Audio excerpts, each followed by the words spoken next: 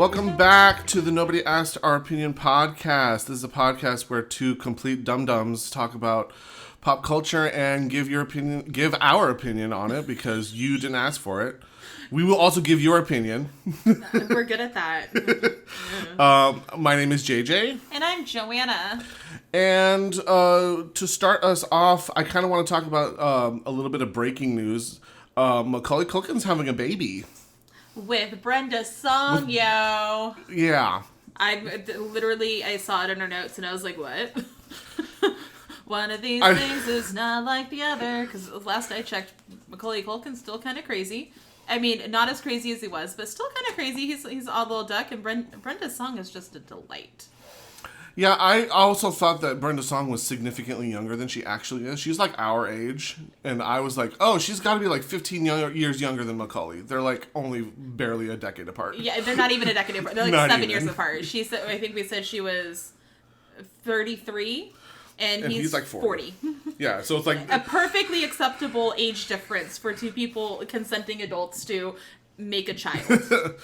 But like, good for them, I guess. Sure. And I guess they named the baby after Macaulay Culkin's sister who passed, so her name is Dawn. Oh, that's actually really sweet. Right? Good on them. Good on them. Yeah. No, so it's Dakota, sorry. I was like, I don't know where, let's see, so, That's still kind of cute. It's still very sweet, though. Dakota Song Culkin. Oh. Dakota's a really cute name for a girl. Yeah. And is that named after his sister who had passed? Yes. Oh, I had no idea. I know that he had a brother. Yeah, so, sadness. Dakota died at age 29 after being accidentally struck by a car on December 9th, 2008 in Los Angeles. Oh, wow. That's tragic. And then Culkin and Song met on the set of Changeland in Thailand and were first romantically linked when they were spotted out in July 2017. Oh, wow, this has been a thing. This is not just a random moment. This is crazy. I had no idea. So strange. Oh, and they've been wanting to start Macaulay Culkin's been wanting to start a family with her since like 2018 when he brought it up on the Joe Rogan Experience podcast, saying that he wanted to make some babies. Yeah. The Joe Rogan podcast, okay. I mean, like I said, Macaulay Culkin, he's an odd duck. But you know what? Kudos to the happy couple, and may little Dakota grow up to be just like her mom. Burn. But I'm dumb. Anyway, what else has been going on in the news? We had where there is life, there is death. We've had some tragic deaths this past week. Mm-hmm. Prince Philip died, which was sad, but he was like 100, so it was time. Time, yeah. And then DMX died, and my life like went what? No, it went what? I hate you. Yeah, I kind of shit a brick when I saw he died of a heart attack. At correct? 50. At 50. Like, that's really young. Like, he still had a good... At 50 years if you're Prince Philip. Yeah, almost a half a century. And there was a lot... his death was finally confirmed by his people, I think, a little bit later when the news story broke, because I think there were a lot of fake, like, you know, every time a celebrity dies, everybody's like, okay, sure, whatever. Yeah, he died. But at the time, he was still kind of in the hospital on life support. Yeah, so he hadn't died. I just laughed because we have our notes that we share, and you're like, oh my god, DMX died, and I was like, holy crap, let me look into this, and then it was like, he's not dead. Guys, he's not dead. And then 20 minutes later, oh wait, he died. Yeah, then he did die, and then I was really sad. Yeah, but deaths usually happen in 3, so I haven't heard rumors or reports of the third major death yet, so. Not to my knowledge. I know that it'll definitely be just as shocking as a DMX. Whoever's keeping track of Betty White's health Can someone make a report real quick to make sure that Betty White's Clock doing in okay? and make sure that she's doing okay. Can we check on Dick Van Dyke? Oh, when Dick Van Dyke dies, I'm gonna be really sad for a really long time. Yeah, we need to check up check up on our happy old people. Yeah, some updates from a story that we talked about a couple weeks back. Last week. Last week. I can't keep anything straight anymore. Last week we talked about Jimmy Fallon and Addison Rae doing TikTok dances and not crediting their mostly POC creators. Jimmy Fallon, in an attempt to kind of rectify that situation, calls all those TikTok dancers and creators on his show, and he gives them a platform to kind of talk about their art and their and their choreography and the stuff that they were working on, and it's kind of awesome. Like, good for Jimmy Fallon. Friends, we made change. Like, we take credit for this. We created change.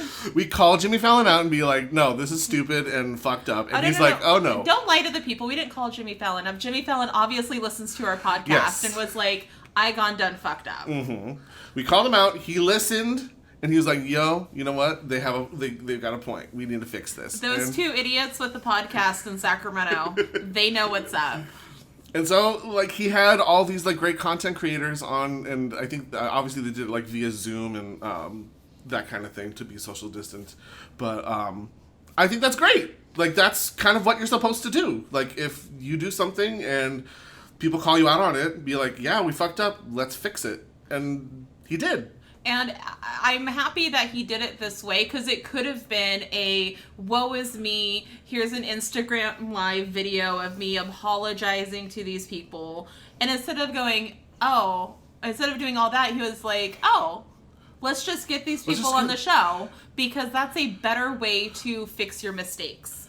And it was probably just an oversight mistake. I don't think it was an intentional, we're going to push down these people of color and, forget about them. I would bet that it was just a legitimate oops. Yeah, I think it was a different... And again, instead of taking the route of, oh, well, we made this mistake and we're so sorry, it was, hey, and now look at all these cool people we have on our show who can sit down and we can take time to talk to them. Mm-hmm. And I'm happy that happened that way. And not in a performative way. And not be like, look at me being like, I'm Jimmy Fallon and like, I'm such a cool guy giving these... It was a natural segment. It was truly about the content creators, not about him getting redemption or apologizing. Because it could have easily been like... one of the, like, he could have addressed it in like his monologue. I don't know if he did at all at that point, but it could have been just like, oh, we're sorry, like during his opening monologue to the audience, and it could have been just that. But he took it this step further and had all these content creators, many of whom are POC, and not all of them were. So it's not like he was purposely trying to like denigrate this. A whole community of people, but giving credit to where credit's due is important, especially when you're giving when you're given a national platform like this, and when TikTok is such a lucrative business for content creators that a person like an Addison Rae can make millions of dollars out of doing just a couple social media posts. And that, having her be the forefront, be the face of like doing these dances, it takes that money away from the actual content creators that could really use that money. Addison does not need another $1 million. No. Does she want to give some to us? Like, that would be fantastic. She can help fund our podcast. That would be amazing. I don't see that happening. As we called her out and kind of called her out and been like, you're kind of being a kind of piece of shit right now. I mean, to be fair, we didn't call her a piece of shit. You just did right now, so thanks for blowing that deal for us. It wasn't gonna happen. Calm down. You never know. We have a platform now. We just caused change. We have power. Evil laugh. I think that was good on Jimmy Fallon to do something like that. I think, again, it could have been easily just like dismissed, or can be like, it could have been like a really performative, like, ooh, look at me, I'm this white person giving black people a platform. But it was genuinely like, no, I fucked up. We didn't give these people credit when we were supposed to. Let's give them this opportunity to kind of get their stuff out there and talk about their artistry and their, and their content. Yes. And hopefully that gives them the views and the subscriptions and all that kind of stuff to get them wildly successful. Which, if you like our podcast, please subscribe. And tell your friends so we can have more people listen to us. Shameless plug number 1. Don't worry, we're going to do this about 6 more times in just this episode. Absolutely. But just as we get faith in Hollywood and think, oh, everything is great, no, it's not. we get more news that Hollywood is just a shit town. Charlene Lee Yee has recently kind of talked about her experiences on the set of The Disaster Artist, starring James Franco and directed by Seth Rogen, accusing James Franco of, being kind of a gross predator, sexual predator, and accusing Seth Rogen of creating an environment that allowed it, kind of perpetuated that behavior.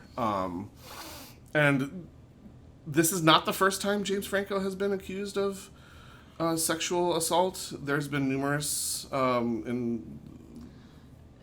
accounts of him being not a good person, and also not the first time that Seth Rogen has been called out for enabling poor behavior. Enabling all this, yes. Because Emma Watson, Seth Rogen has recently addressed the fact that Emma Watson walked off the set of one of his films and refused to shoot a scene that was morally demeaning to women, and they ended up trading it out and having a man do it because that made it funny as opposed to a woman being there.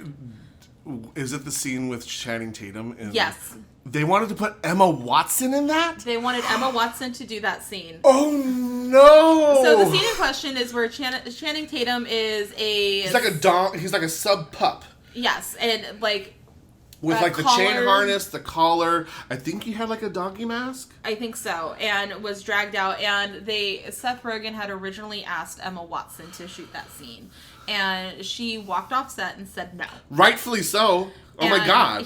So Seth Rogen has come out and said that he doesn't hold any ill will towards Emma Watson. Emma Watson still promoted the movie, even though she was not doing this.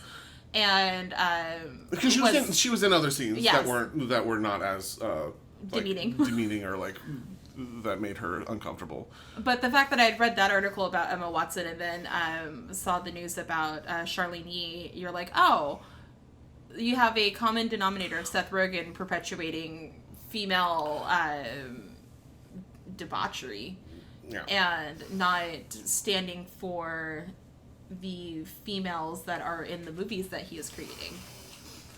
Because it just speaks to it's a man's, it's like a boys' club. Yeah. And Seth Rogen has kind of had that that very buddy kind of approach to kind of his directorial pursuits with a lot of his movies. He makes his movies with his friends. That's in order to get in with James Franco, Jason Segel, Danny McBride. Yes, you can't watch a Seth Rogen or at one point a Judd Apatow movie without seeing any of these guys in it. Yes. It was just kind of they just made movies with each other, and that seems like a lot of fun for them. But it doesn't. But they're not creating a safe environment for the women that they bring on. Clearly, their movies. Absolutely clearly, and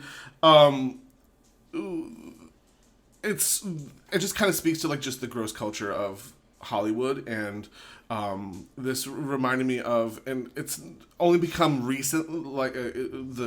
His allegations only came recently to light, but Brendan Fraser had an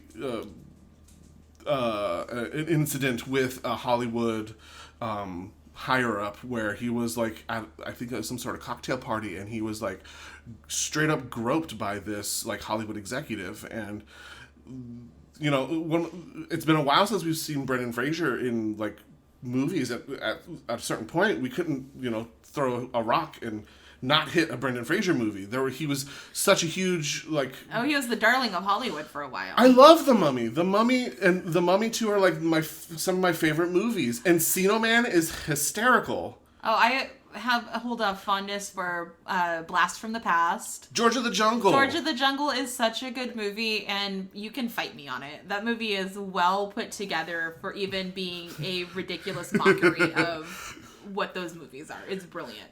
But like, you know, he calls out this executive. He goes and does what anybody should do, and you know, report it. And then all of a sudden, we see no Brendan Fraser for the longest time. He also had other things going on in his life. He was going through a huge divorce with his wife, and there was some. I think he had like a lower back injury that he was also nursing. So even, you know, a Brendan Fraser, who was like a Hollywood darling at the time, fell victim to this, like, just the gross Hollywood nastiness, and paid the price. His career kind of like faltered after that. Oh yeah, I mean, and you look at someone, like, it's easy to sit down and say, well, women are constantly, you know, crying, you know, abuse when something doesn't go their way or whatever. But to have someone like a Brendan Fraser who can come out and say, no, me too.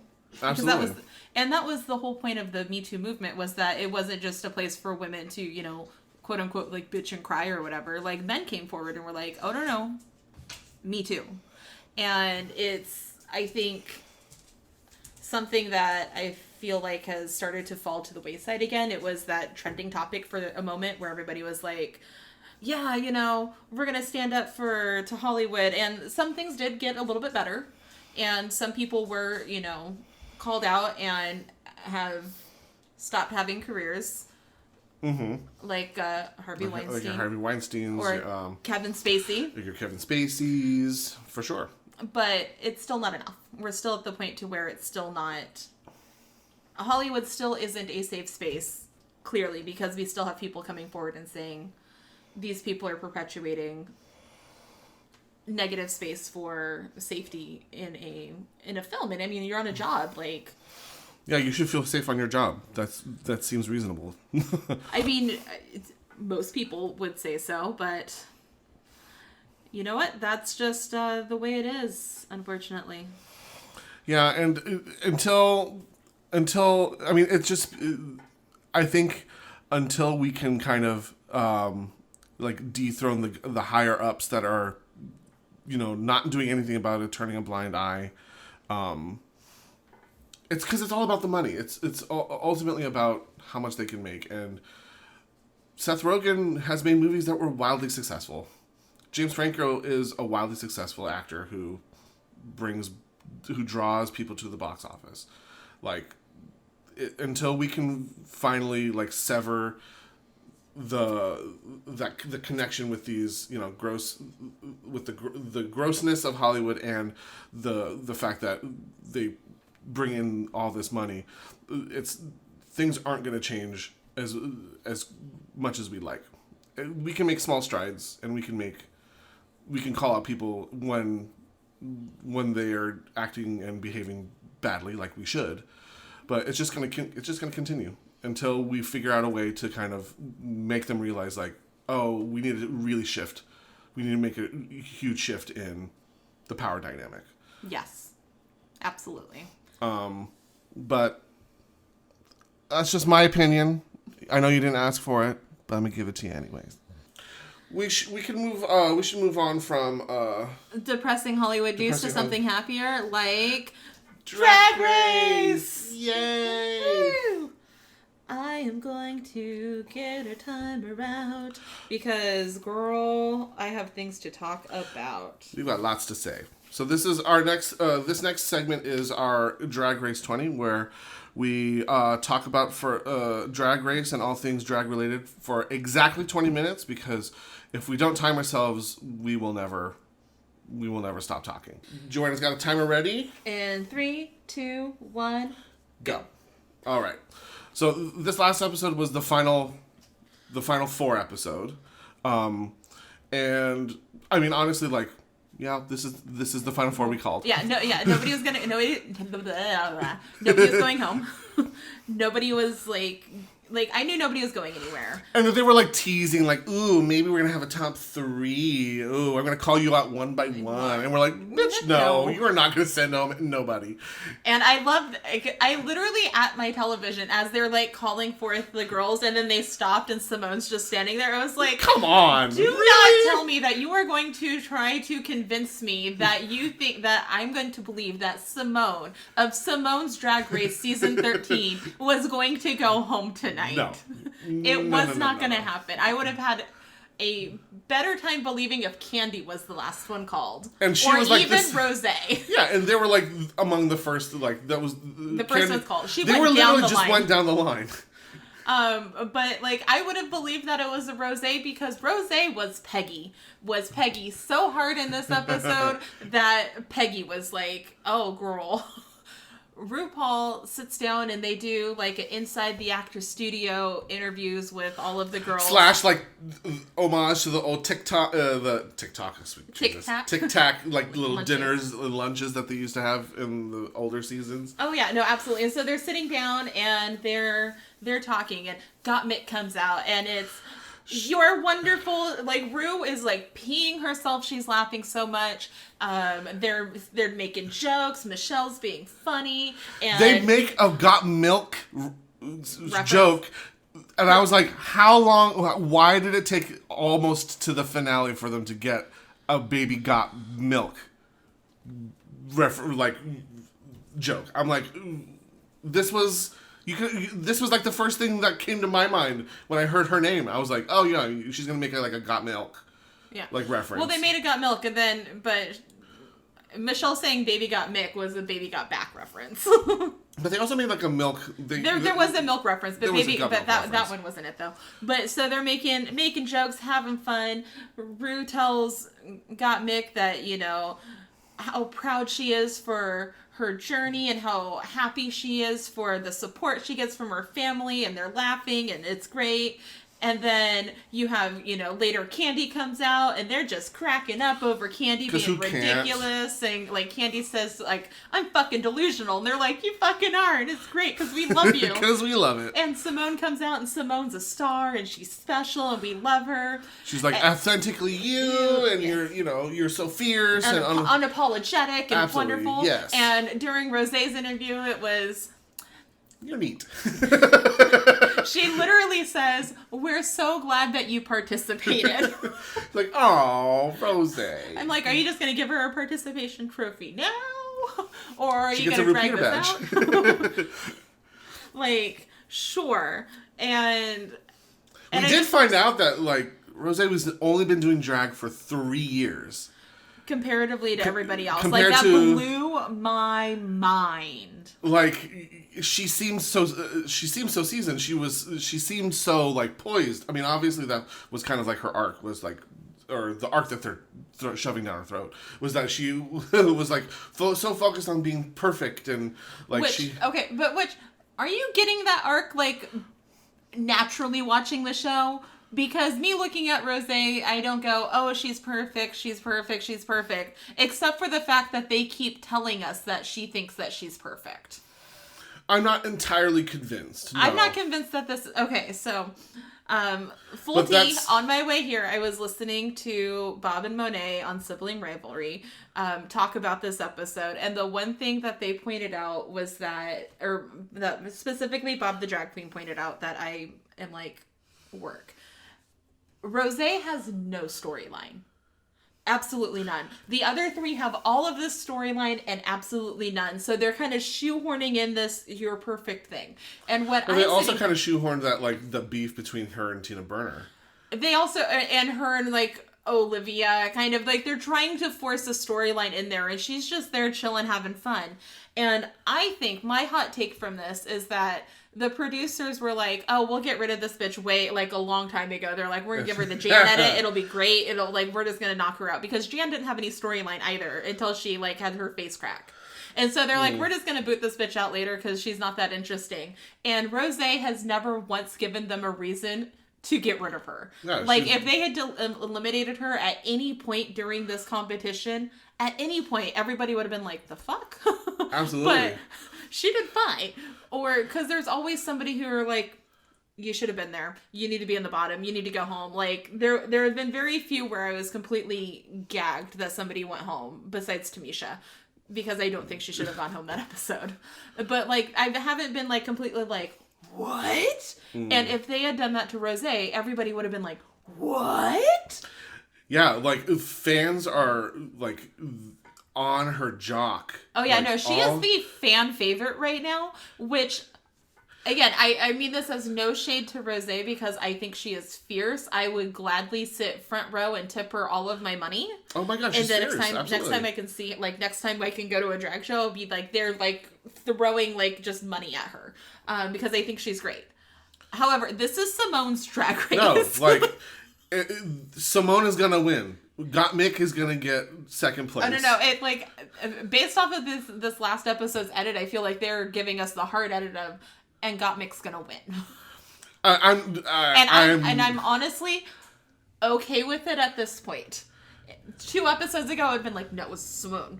But now I'm like, if Gottmik wins, I'm not mad at it. No, I wasn't going to be... I think even if you told me that Gottmik was going to win a couple episodes ago, I would have been like, yeah, that makes sense. I mean, it's clearly Simone is the front runner for this season. She has only recently been kind of faltering in her, like, meteoric kind of ascent to the crown. But if you told me, like, 2 or even 3 or even 2 episodes ago that Gottmik was going to win, I was like, okay, that makes sense. Like, she was giving us fashion on the runway. She was giving us charisma in the challenges. There was a couple of times where, I mean, her Paris Hilton in the Snatch Game was brilliant. Oh, it was hysterical. It was hysterical. And of the makeover challenges, I think Gottmik's makeover of Candy was the strongest. Yes, it was the paint that she did and the outfit like she put her in. Screamed, like, Gottmik. No, screamed Gottmik. I have other issues with that whole challenge. I mean, it's just unfair that they had to do this challenge during COVID because I think Manila on the Chop brought it up. Was one of the fun things about the makeover challenges getting other people in drag that aren't normally in drag, and watching them kind of like get their turn in heels, try out a corset for the first time, putting on pads, tucking, and so like you don't get that kind of sense with that when your makeover buddy is another drag queen. No, absolutely, and while I get the need for safety, like, why not just do crew again? Because that would have been funny. I would have loved to have seen Wintergreen back in drag. Absolutely. Give me Sarge in high heels again. I mean, granted, we did get a peek at Sarge in heels. Oh, he did have like that little moment. Yeah. But but I do, like, I would have loved to have seen Sarge in full drag again. Like, Wintergreen rides again. Or have some other producers do all the have all the PAs get made over or something like that. I don't know. It's just unfortunate that this for that particular challenge it had to be during like a pandemic, but nonetheless, like, I think either Gottmik at this point, Gottmik or Simone, I'm fine with either of those taking the crown. Yeah, no, at this point, absolutely. I just feel bad for whoever wins because they're gonna be eviscerated by all the Rosé fans, and I feel like that's unfortunate. I mean, just like Lawrence Chaney out of the gate, everybody was like, oh, this bitch is gonna win. And then all of a sudden, like, Bimini like starts doing really well post 7th month break. Yes. And they're like, oh yeah, let's give the fans were like, it's Bimini, let's give it to Bimini. But we're like, but Lawrence has been killing it from the get-go. Yeah. Bimini has only just been recently doing well. Bimini took a 7-month hiatus like everybody else, but she was the one who was like... She used it the best. She used it the best, got her chakras in line. Absolutely. Did her Clearly got some... and it got her fillers. got her fillers like everyone else. I think that was the problem, is that Lawrence Chaney was the only one who came back without filler. I wonder if it's... I don't know if what the situation was in Scotland versus... Oh, Scotland, they did say... Well, because... it seemed like Scotland got hit pretty hard. Ellie Diamond did say that, because she said she had to go back to work at, like, the drive-thru, because they literally were not allowed to go out and perform at all. Like, they couldn't do Zero. anything. I mean, they could have done online drag shows, like other people did, but the other girls did get a chance to try out material, try out outfits out on stages before they came back. Or different venues like that. Whereas they didn't get that opportunity. So I think that probably was a hindrance. And I mean, Lawrence even said that she hit some depression during that point and gained some weight, and not being able to go out even a little bit to, again, try out new materials, see if this dress still works, see how things are going with amongst fans, is very different. And I think, I don't know if there was even like like financially it was. I mean, you mentioned like they couldn't do like gigs, or even like I guess they could have done online shows, but it seemed like financially, like the Scottish queens were having a rougher time, because like Ellie Diamond said, like she, like their family lost their home. I think she ended up finding like a place to herself, but like it was through like obvious government assistance. Yeah, her family was like displaced, and then they were all placed in different spots. Like they were all kind of like had to go all different directions. But yeah, it seemed like it. I don't know the full extent, nor, I mean, I could, pick up a newspaper or something, or read an article. But, what? Research? Do we do that on this podcast? No, but we tag our damn... But we tag our sources. we tag our damn our sources, because we're a podcast with integrity. But yeah, I think this Final Four for season 13 was the Final Four that we deserved, that we knew was going to happen. Some would argue maybe a Utica over a Candy. Yeah, I mean, that could have happened. I think that if we had a Tamisha Iman who was actually healthy, we have a Tamisha Iman top 5 at least.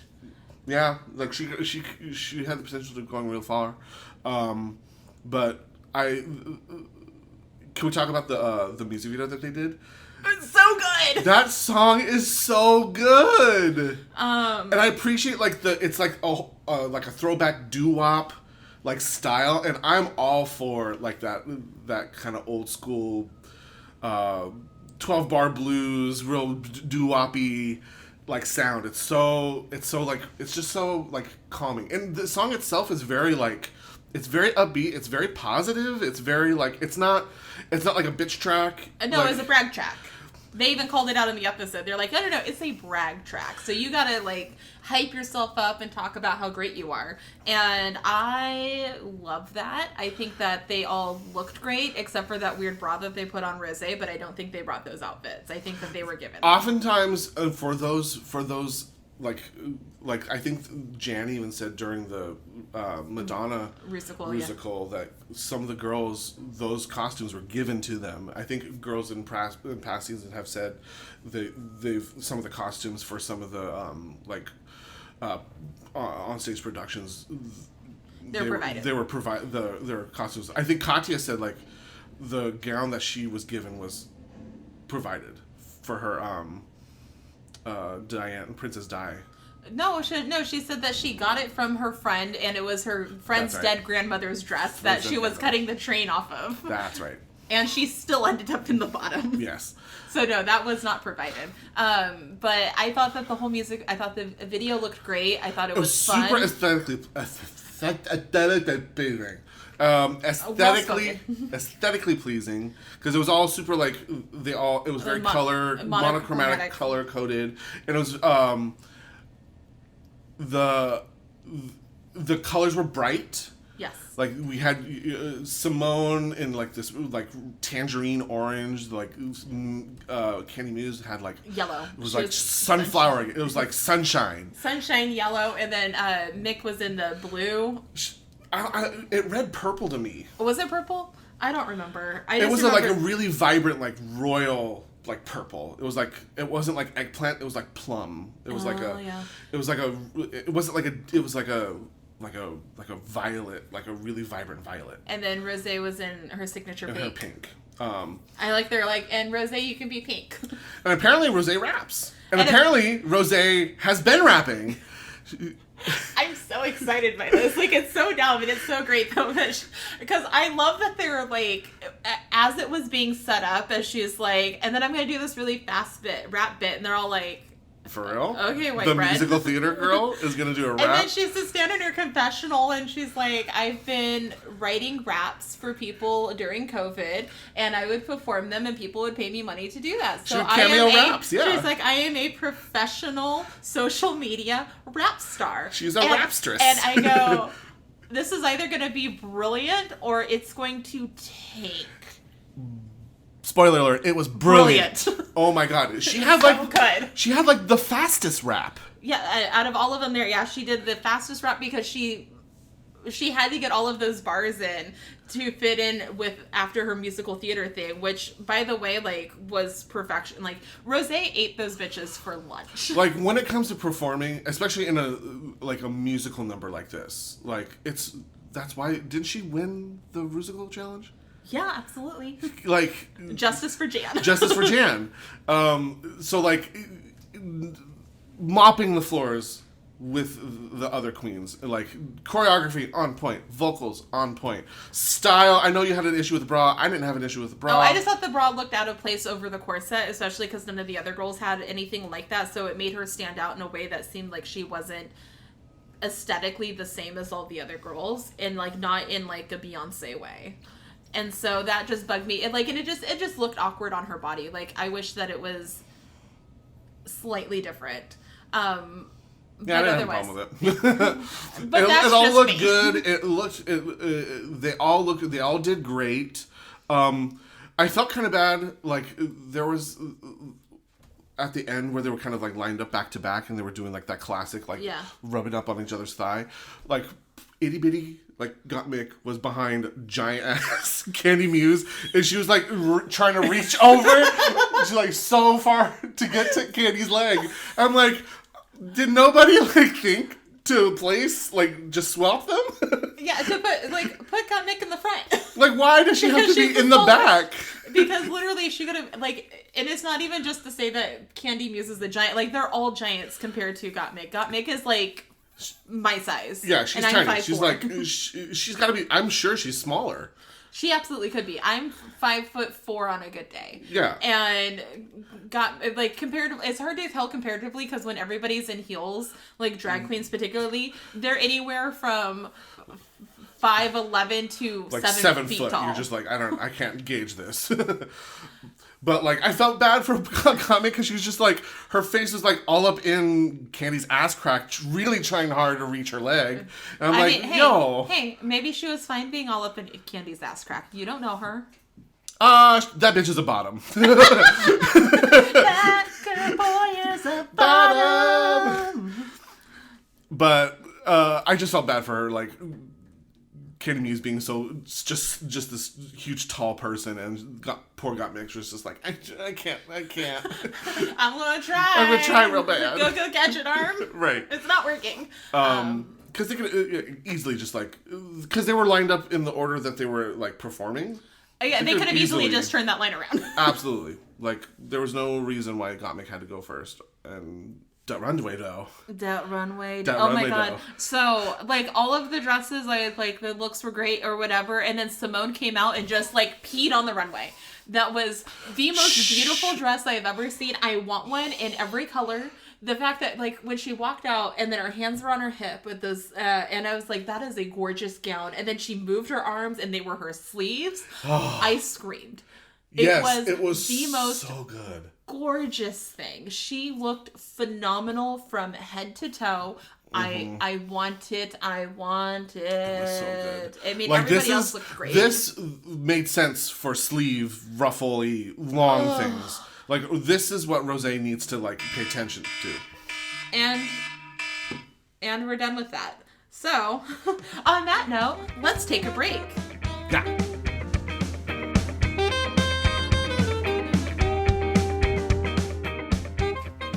Welcome back. We're back again. It's going to be our transition always because it makes me smile. So, let's do that recap, y'all, because I have lots to say about the Falcon and the Winter Soldier. I'm going to, usually I don't say it, but spoiler alert, go watch this, pause this podcast, watch this episode, because this is the biggest, bullshit that's happened. Holy fuck. So, Falcon and the Winter Soldier. We're dealing with the bullshit of all of the world going, like, basically ending after the blip. And Bucky and Sam have broken out Zemo, and they're trying to find Carly, who, okay, every time they say Carly, I think of Carly Kloss from the Runway model, who was also the host of the most recent season of Project Runway, and I don't know what that says about me as a person. The fact that I had to look it up was like, I don't know who this bitch is. Just every time they say Carly, I'm like, Carly Kloss, and I was like, that's not her name. That's kind of amazing. Could you imagine? That's not her name. But, okay. And we're moving on. So they're going through all the things. They find, we find out that Carly Morgenthau, because that's her name, now has all of the super soldier serum, and she's running around town with it. And through some happenstance, discount Captain America, John Walker, gets one of the vials because Zemo steps on all of the other ones and breaks them. Yes. And okay, so in that moment, like, I have never gone back and forth so much in my life in one scene going like, no, don't drop that shit. But yeah, you know what, Zemo, you probably should step on that just in case. No, don't. One left. No, not you. He's like, the one went that way. Yeah, the entire time. Look over there. Look over there. It's one more. Like, just like the way that the tension builds, and you're like, wait, who am I rooting for again? The entire episode is great. So, but he has the super soldier serum, and you're like, is he going to take it? Well, he's definitely going to take it, but when's he going to take it? And then the scene changes or whatever. The scene changes, so he puts it in his pocket, and then he talks to his buddy, Lamar, Battlestar, about should he take it, and Lamar was immediately like, well, duh. Bro. Which I do love the contrast to when Zemo asked Sam. Sam immediately said, no, I'd never take that. That's just dumb. Right. And so I do like the contrast. We never see it happen, but I'm 95% positive he took it because he, like, homeboy, like, bends a pipe. Well, that, and also, like, doesn't he throw the shield and it, like, fucking destroys a wall? It does. It gets embedded into the wall, just like when Isaiah Bradley threw his, like, Altoids container and it, like, embedded in the wall. It was very much that parallel. That kind of So I was issue. like, yeah, no, I think he pretty much took the super soldier serum. And, like, you can, and I was watching a Screen Rant, I believe, video, and they were talking about, like, just, like, hidden details about it. Like, throughout that moment where he picks up the vial, from that moment on, you can see, like, his gradual, like, it's heavily implied that he's taking the serum, but you can see his gradual, like, his body's response as the serum takes over. Because you see his, like, hand twitching. At the end especially? Especially at the end. You see his hand twitching, kind of throughout the scenes leading up to that point. You see him, like, kind of jerk his neck.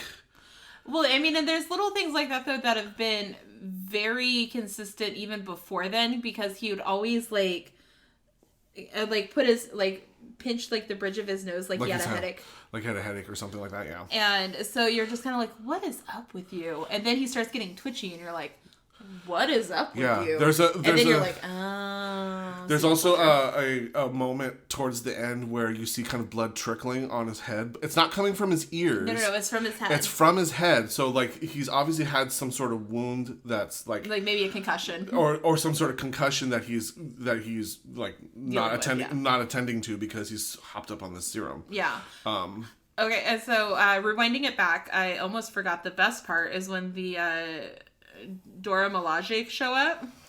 Oh, that scene was so perfect. I loved the line. What did they say? Like the Dora Milaje have jurisdiction wherever the Dora Milaje happen to be. I was like, yes, bitch. It was so good, and then just to really drive home that this man is very cocky, very feels like he is above the entire world.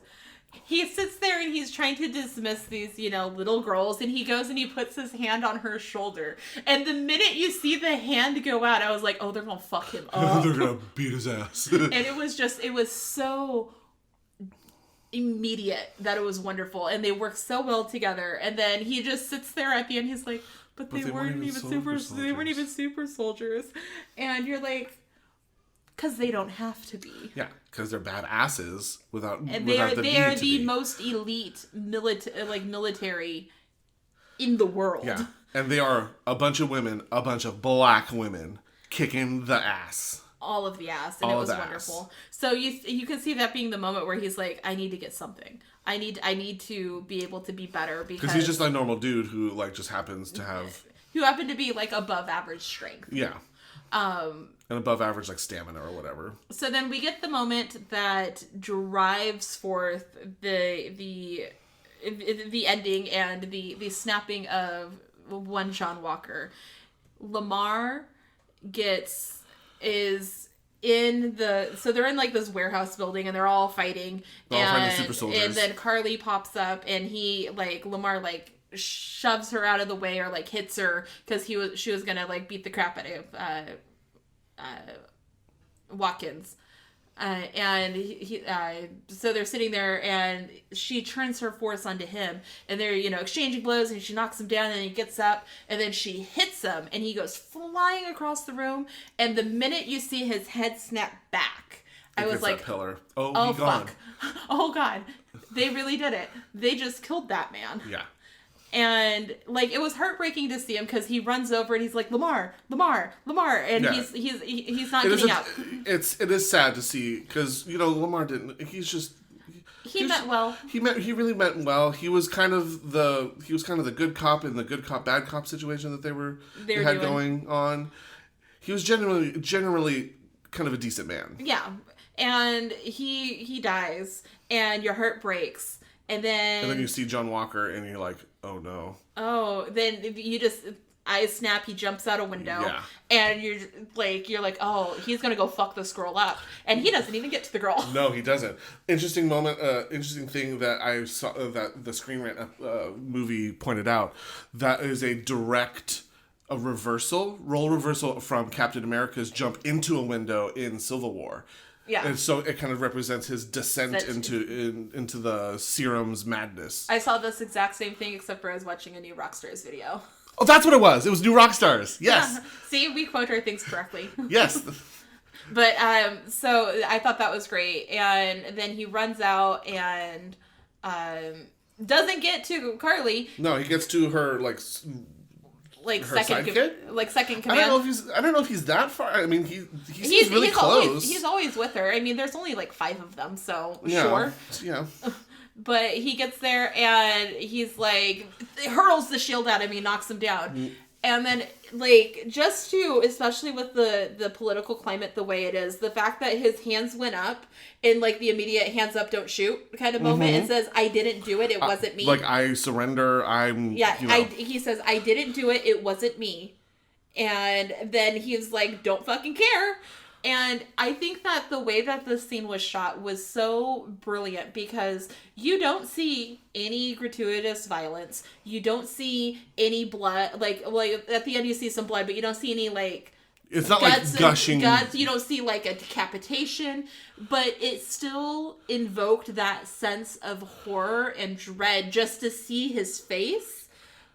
like raising and slamming the shield onto this body, like, because you don't see it, you're seeing it from the perspective of you're seeing John Walker's face as he's like raising and like pile driving this shield into this poor man's like body. And then he's dead when you see the guy's hand fall and you see the blood trickling down. And it was just this like strong imagery. And then he like gets up and he puts his shield back on, like, you know, Cap would do after, like, when he's getting going, like, I could do this all day. And he puts his shield back on and he's standing there, and then it pans out and you just see the blood at the bottom of the shield, and it's just like, oh, jarring, not supposed to be there. Yeah, it was kind of like for Marvel, like... For Disney Plus. For Disney Plus, even. This was like horrific to see. Like, it wasn't like a gratuitous amount of blood. It wasn't like the shield was covered in it. It was just like just the little bit of the edge, and you're just like shocked. And it was just because of the way it was shot and the way it was presented, and I thought it was very good directing in that aspect. And then also you have all of the people in the crowd with their phones out because the episode is called "The Whole World Is Watching," and you're like, oh, John, you done fucked up. So, and then just to pile onto all of that, episode 5 is next, and the writer, not the director, but the writer of the episodes has come out and said that there will be a appearance of a character that portrayed by like a pretty fairly big name, I think. Like, I want to say that they're like, we're getting a character, it's a very grounded character, and it is one that he would love to see with Thor at some point, but we don't know who this character is. I'm still 90% positive it's going to just be Paul Bettany.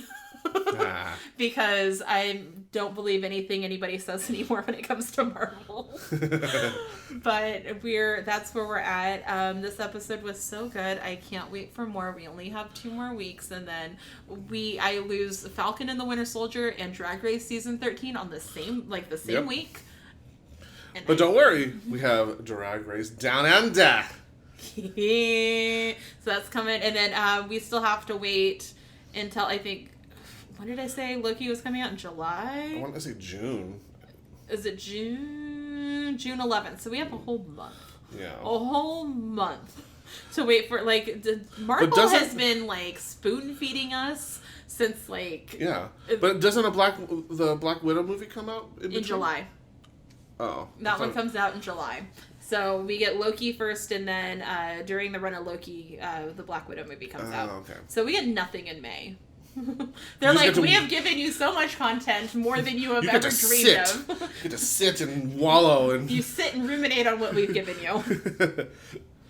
But it was so good. It's very good. Yes. Hey, did you do your homework and watch another episode of The Mandalorian like you're supposed to? I did. Oh, excuse me. I'm so proud of you. You haven't mixed a week yet. I've been so good. I know. I can't wait for there to be like 4 weeks in a row where you're like, I don't watch anything yet. I'm just trying to stay on top of the stuff we watched already. So I watched The Mandalorian season 2, episode 4. This is where this is the episode where Mando and Baby Yoda they go back to they meet up Carl Weathers and recently fired problematic girl.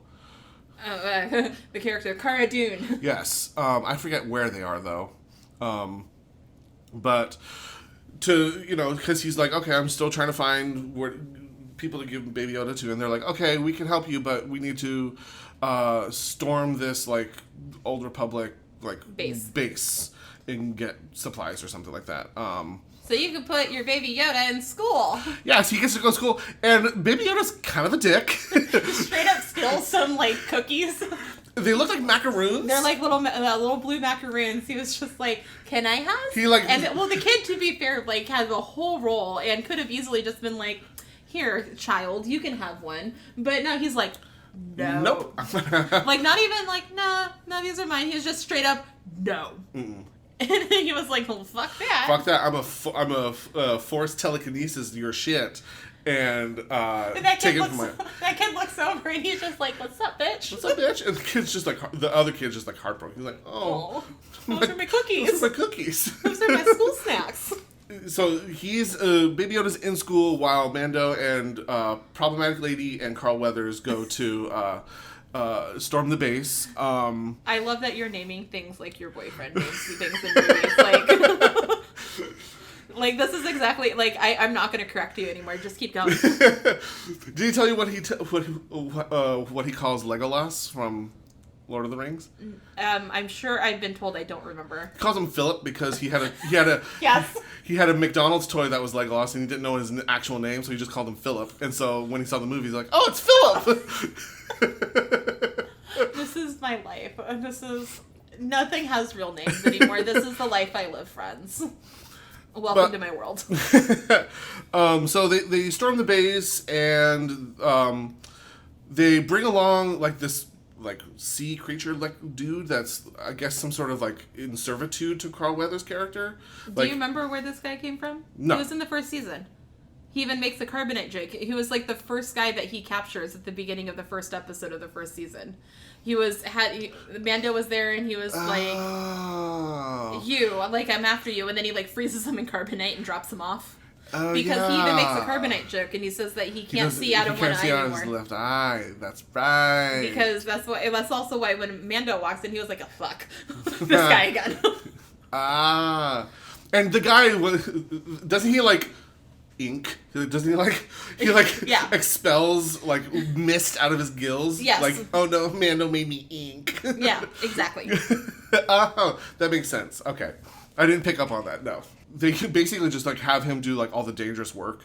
It's like, oh, while we're under fire, can you open up this door? Can you treacherously go on this cliff overlooking lava and turn off these things? Yeah, he's their bitch. He was just completely like, and he's like, oh, as long as my like what is it, his like land scooter thing? Yeah. So as long as that's fine, I'm good to go. Whatever, I'll just keep it here. Spoiler alert: that shit gets destroyed when on their way out, and he's like, "Ah, damn it, that was my land scooter." Aww. But yeah, so they fuck shit up, and they find this recording of because it turns out it's like some sort of lab, some secret lab, because they find all these like tanks with like horrendous creatures in it. Yes. And they get this like they find this like video message from the lead lab scientist, who was also in the last season. Correct. And talking to the dude from the last season. What's his name? They all have weird names I can never remember. Moff Gideon? Moff Gideon, that's right. And it's like the major bad guy in this season, but sure. So he's talking, the lab scientist guy is talking about like, we've been experimenting and with these creatures or whatever, and apparently they use the Baby Yoda's blood as like the source of their like experimentation. I was like, holy shit! No wonder they want this like. They want to take this little baby because they're like doing all sorts of like tests and gross experiments on and creating all these like. I don't know if they're like weapons or like soldiers or something. I think the implication is that they were clones. Is that the idea? I think that's the implication. Okay. Again, it's been months since I watched a like I said, a recap, and I think at this point the implication is that they were clones. Okay, that makes sense because that's a thing in this. That's the thing in this universe. In this universe, and the things that were in the tanks sort of looked like mutated like Yoda things. Yoda things, yeah. And so you're like, holy fuck, yeah, they're experimenting on Baby Yoda. That's not good. Let's go back and get Baby Yoda. Yeah. And so they try to they escape. Mando, he's like, oh, I could just use my jetpack and get there quicker, so I'm just gonna dip out by. So he pieces out, and while Carl Weathers and Problematic Lady and Bitch are trying to fight their way through all the stormtroopers and lava things, and they're like cornered by a bunch of like winged creatures. Is that what I remember? Sure. There's some sort of winged creatures that were like, oh fuck, we're screwed. Mando saves the day, and he kind of swoops in and shoots all the things off of them, and Baby Yoda... No, wait. Am I mixing this up with something else? No. No, that's right, yeah. Yeah. That's what's happened. Yeah, he swoops in with his, his newly, like, fixed ship. Yes. He's got Baby Yoda in the front seat. Baby Yoda's and... Still snacking on macaroons. Still snacking on them macaroons. I love that JJ is giving us every superhero in every movie with his phone going off. Absolutely. I just thought it was funny because Baby Yoda's having the time of his life. Oh yeah, he's having fun. It's like a roller coaster. Kill the people! Yay! And they're like flying around. He's like, wee! And then like... And then promptly throws up the... And then promptly throws up all the macaroons that he's just eaten throughout the day. And we find out that like as they're like going about and doing... they kind of continue on their adventure, we find that Moff Gideon had like I guess paid off one of the repairmen to put a tracker on the Mando ship, and so like now he's tracking the Mandalorian and Baby Yoda. So yes. We're like, oh no, they know where he's at now, and that's the end of the episode. And I'm like, yay! Yeah, that's what happened. The next episode is going to be great. When we get to the end of this season, I'm watching the last episode with you. Neat. Because I want to be there. Because I want to see your face. I want to be there for that because I have been denied you watching finales, but you'll be like live texting me, like you'll be like, what the fuck, like the end of Game of Thrones, like not even the end of Game of Thrones, it was the end of it was the Red Wedding, the Red Wedding, and then it was also the Battle of the Bastards. Oh yeah. Because I just randomly get a text message that says zigzag, and I was like, oh, I know what you're watching. Yes. So yeah, let's talk about some things that are coming up that we're excited about. All of the trailers have been dropping lately, so like I said before, the Loki TV show, I'm so fucking excited for this TV show. It looks so good. Looks so good. I'm also the president of the Tom Hiddleston Stan account, so I think he's fabulous. I'm so excited. The trailer looks amazing. The show's going to be so much fun. I can't wait to see the implications on the rest of the MCU and what this means. And I heard that it was already renewed for a second season. So This is going to be one where that's not going to be then like a mini series like WandaVision and what I'm assuming Falcon and Winter Soldier is going to end. I haven't heard anything about a second season of Falcon and Winter Soldier. I mean, I feel like it's something that they could probably do. Like, it's just the two of them like hanging out. Right. But because at this point it's just like just setting up for the rest of the MCU goings on. Yeah, and right. Like what's going to happen with Captain America. Whereas this, but Loki is apparently just doing his own thing, causing timeline problems, and I'm here for that. Yay! All the Loki. And final season of Pose. Yes, Pose is. They just released the trailer.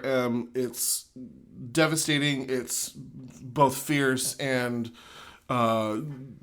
fantastic. If you haven't seen any of Pose, you should. It's a fantastic series about ballroom culture it starts off in the early 80s in New York and kind of goes through the lives of all these LGBTQ not only drag queens but trans drag queens, just trying to live their life, trying to live their truth. It's fantastic. Billy Porter is amazing in it. Jay Rodriguez is phenomenal in it. Not Jay Rodriguez. MJ Rodriguez. Two very different people. Very different people. And also bring tissues because I cry a lot watching this show. Yeah, it is so impactful. Especially once they like delve into the AIDS epidemic and how it destroyed the LGBT community in the early years, and the effects on that, and the implications moving forward. It's fantastic. Need it. This is their third and final season. I don't remember the date that they had posted, but they just posted a trailer and I like shit a brick. I may have to rewatch because it's been so long since season 2. It's been a couple years. Like, it didn't help that like it was kind of in limbo for a little while, and then the fucking pandemic hit. But they finally like cleared. Cleared for a 3rd season, and it's gonna be amazing. I'm so excited. Invincible is on Amazon Prime. Wait, you watched the first episode already? I had a student of mine had canceled their lesson, and I was in between. I was like, okay, might as well just like catch up on do something. So the only reason why this came up in my mind is because I had seen like just a like ad for it on like on like Instagram or something. I was like, oh yeah, I really wanted to watch that show. Oh, I heard it's bananas. The first episode fucked me up. Cool. All right, I'm gonna have to get on this. All right, are they 30-minute episodes? They're like 45. 45-ish. It is. Okay. So if you don't know, Invincible is it's a graphic novel. It's a graphic novel, like animated show that's on Amazon Prime Video. Well, because it's based. So I did watch the interview with the writer of it on Fat Man Beyond, which is Kevin Smith's YouTube show. The things I know is that it is a graphic novel written by the same people who brought you, who worked on Walking Dead. Walking Dead, and a slew of other things as well. Yeah, but like Walking Dead was like the big thing that you're like, oh yeah, no, everybody's at least heard of that show. Yeah, like and just like not only like the people behind the show, it's got a lot of like huge names in like not just the production realm, but in TV realm, but like in just like working with animation and stuff like that. They have like a superb cast. J.K. Simmons, Sandra Oh, Stephen Yeun, and I forget the girl who plays Maggie from Walking Dead. I think they're also Stephen Yeun's like the son, right? And just like John Hamm is like John Hamm is randomly in everything. Yeah, he's like randomly a character at the beginning, and it's kind of amazing. But it's a wild ride. Okay, I'm gonna have to start, ride. And then it's a weekly release, right? It's a weekly release. Okay, because I know they dropped. I think they dropped the first 3 episodes, and then they're doing on there. I know all of the people I watch on the YouTubes are all like talking about it. I'm like, well, I podcast, so I don't have time for this, but I'm gonna have to make time. If we want this, we can do this for our like once Falcon and Winter Soldier, in between Falcon and Winter Soldier and Loki, we can do this. And if you want to, because then I can stop because I've only seen the first episode because I was like. We can definitely do that. This will be our upcoming thing then, so that way I don't have to watch it right now, and we'll be late to the party, but that's fine. That's totally like we're totally okay. I think it's only 5 episodes into this first season. I don't know how long it's supposed to be, but like you said, the first 3 dropped immediately, and then it's only been a couple weeks. Cool. So we will work on that, but everybody else enjoy it. Just don't tell me about it. Just shut up about it. And then just a reminder, the Musical of Musicals, the musical, is going to be streamed on the 18th of this month, which is, I believe, Friday. I can look at a calendar. I want to say Friday or Saturday. Sunday. I can. Oh, because today's the 12th, so then I can do dates. So it'll be streamed on Sunday. They will be raising money to cover flood damage that was done to the York Theater. And they have a GoFundMe page to donate to help repair all of the flood damage. And you'll get to watch this amazing musical at the yorktheater.org. And it's starring all of the people that you have ever thought you wanted to see in a musical. And Hillary Rodham Clinton. Yeah, like literally all the people. And then there's Hillary. And then there's Maude. And Hillary. And then Hillary. But it's definitely going to be worth your time. I'm going to watch it. And because I watch it, I'm going to make JJ watch it. And we're going to talk about it. Ooh. We will do the things. It'll be great. And I think that's it, kids. Yeah, I think we're good. All right. Well, thank you for listening to Nobody Asked Our Opinion. You can send us an email with any and all of your opinions at nobodyaskoutropinion@gmail.com. Follow us on Instagram at Nobody Asked Our Opinion. You can listen to us on YouTube at Nobody Asked Our Opinion Podcast. You can follow me at Joey Snow 2006. And you can follow me at pianoman_05. Follow our unpaid intern Natalia at her new handle, The Third Rule Creative, and our producer Jonathan at Jelly Sound. Rate us and leave us a review wherever you get your podcast. And do tell your friends about us. Because if you tell your friends and say you have to listen to this, then maybe they'll actually listen to us. And then they'll tell their friends. And then more people will listen to us and we'll feel successful. Don't forget to check us out on Friday where we will be discussing Spider-Man Homecoming. Yes. I had to think about that because we are all over the place with the Spider-Man. Spider-Man Homecoming on Friday. We'll do our deep dive into that franchise. We look forward to seeing you there, metaphorically. Okay, bye! Bye! God, Harvey.